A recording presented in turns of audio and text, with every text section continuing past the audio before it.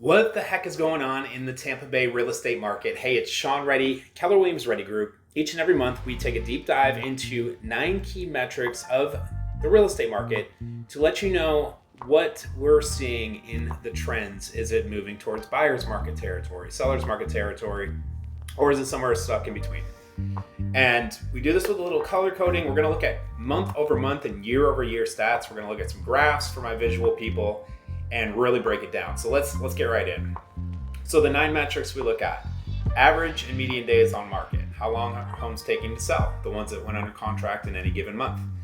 Number of new listings, total available homes, new purchase contracts in each month, closed sales, and for the homes that closed, what was the average and median selling price, and what was the ratio between last asking price and closed price.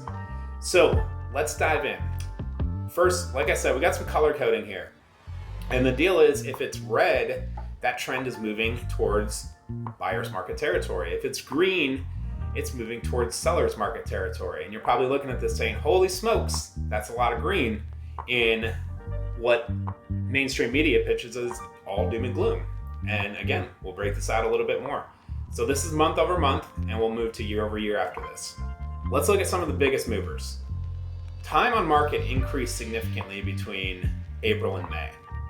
In fact, the average days on market jumped up 18%. The median days on market jumped up 33%. What are those gross numbers? Well, the average went from 57 to 67, and the median went from 30 to 40, which I find remarkable. Look at previous months, 29, 32, a lot of 30-ish there, and for the median to jump up by 33%, it's not insignificant. New listings actually fell. Less homes hit the market in May than in April by 7%. It's the second straight month of less new listings. However, available homes went up for the 5th straight month. In fact, between Hillsborough and Pinellas counties, there were 15,832 residential properties for sale as of June 1st. So that's a 2% increase, but again, 5th straight monthly increase. Purchase contracts went up by 2%, and new listings fell by 7%. So how do we get there? How do we get to 2% more inventory if less homes hit the market and more homes went under contract? Well, we got to realize that homes have been sitting. Well, first of all, days on market median is up 33%, but homes have been sitting and just piling up. So by some estimates, there are 65% of those 15,000, almost 16,000 homes are quote unquote stale inventory, meaning the market's passed them by. So that number should keep climbing even if we do see continued increase in contract activity and if new listings continue to fall. Closed sales up by 6%, 3,277 in the month of May. And for the second straight month, both the average and median selling price of what closed in those months did go up. 1% average, 2% median. Striking stat, median sold price to list price ratio right at 100%. So of all the homes that closed, the 3,277, there was not a spread between final asking price and closed price. Now, that doesn't mean that there weren't concessions that didn't show up in the purchase price. We are seeing more and more of those, but you can see several of these metrics did favor sellers in the month of May. Now, what does that look like year over year? Forgive me, we track a lot of markets. Okay, year over year. Picture's not as pretty for sellers. There's certainly a lot more red than there is green. And none other than available homes going up by 33% contribute to that, 32.3. Last year this time, 12,000 homes on the market. This year, almost 16,000. Now think about that. If you are selling a home, you have 32% more competition today than you had a year ago. What does that impact? Well, that impacts the fact that you have a lot more competition to be mindful of. And I often tell sellers, it's not about closed comps or what went under contract. It's about who are you competing with at any given time. And that is so fluid because new listings hit the market every day, prices get reduced every day. So available homes up 32% year over year. New listings did drop by 1.4%. The gross number is only 70, as you can see. Time it takes to sell a home. park it right there for a minute. 26 days median last year, this year 40 days. So as this inventory stacks up, it is taking much longer for them to sell, thus creating leverage opportunities for buyers. The average days on market is up 37%. New purchase contracts fell by 1.6%. Closed sales fell by 11% year over year. And most importantly, the prices of what's sold, the average is down 4.2%, median's down 2.4%. However, I'm going back to this, median sold price to list price ratio up 2%. So homes are selling for cheaper. They're taking longer to sell, but there's less of a gap between sold price and final asking price. How can that be?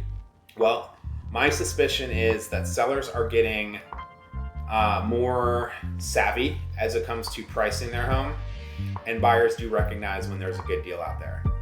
Let's turn our attention. I'm going to go to these graphs here because for my visual people, these do tell the story. So this represents average and median days on market, with the blue being the average.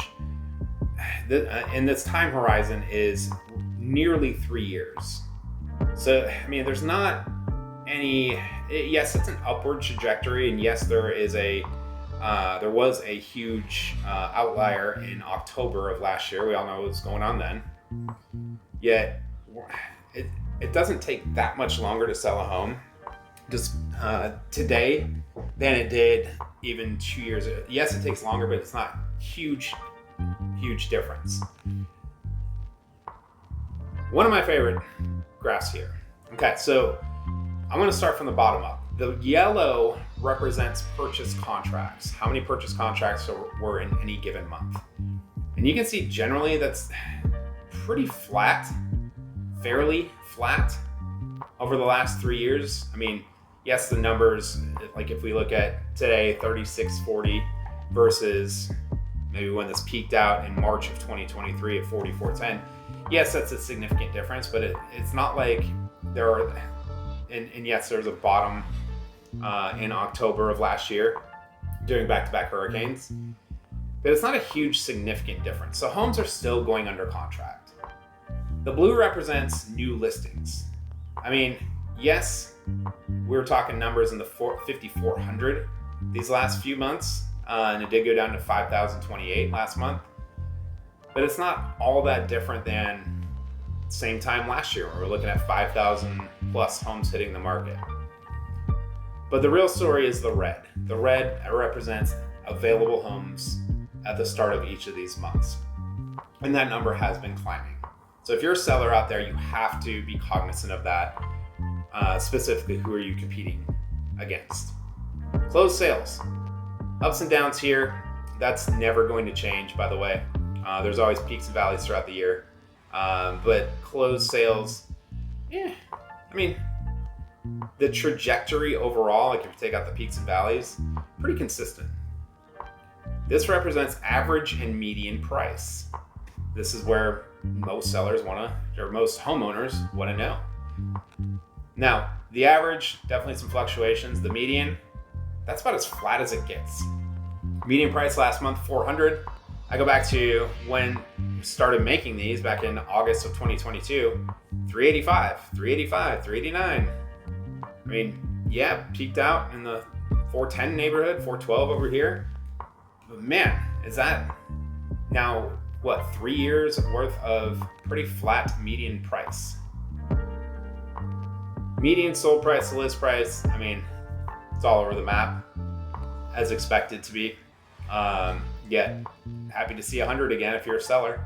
And that's it as far as the graphical data. So, what does it all boil down to? There is a real estate market. Contrary to what some mainstream media posts, or some outlets post, the market's not completely dead. There are homes going under contract every day. There are homes coming to market every day. There are people buying and selling homes. And this does represent a 2-county area with millions of people in it. So all that to say, every market's going to be a little different too. If you want something that's a little bit more catered to your specific market, maybe you do plan on entering the market as a buyer or as a seller or both, and you want that broken out into a micro market, let us know. Drop a comment. Happy to provide this data and some guidance to you. And thank you so much for watching. Again, Sean Reddy, Keller Williams Reddy Group. We'll see you next month.